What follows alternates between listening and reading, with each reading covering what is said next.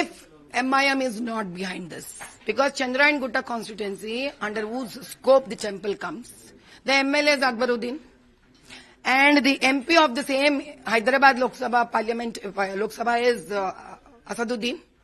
What happens if in their own place something happens to a small dargah or a masjid? Will both of them will go or not?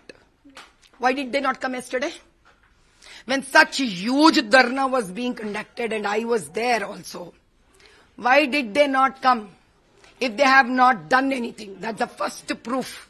Now second proof is that the corporators, people, they themselves have done this vandalization, which is a proof in the camera, which they do not want to submit outside.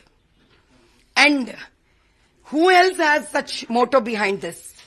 Here the Hydra Commission started demolishing all those buildings which have been either constructed on the lake's baby ponds or besides them without the permission of the GHMC.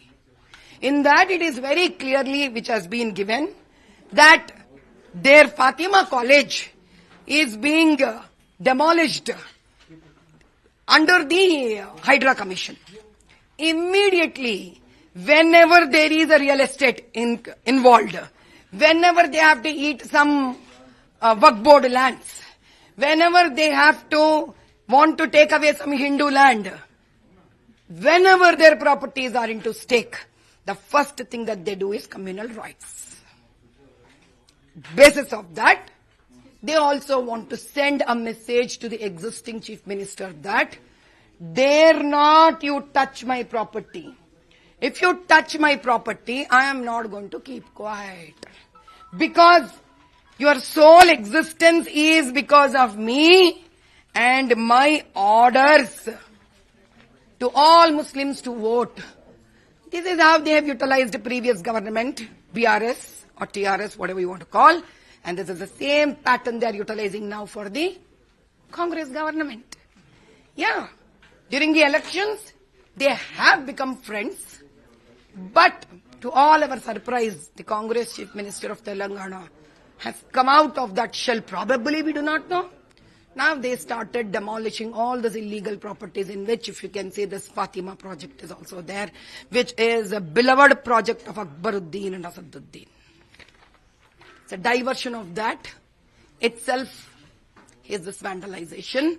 While they divert, second thing they send a message to Revant Reddy. Now it's up to Revant Reddy whether you want to succumb to these kind of threats of MIM, which has been happening last 40 years, or you want to prove himself to be a different chief minister. Let's wait and see.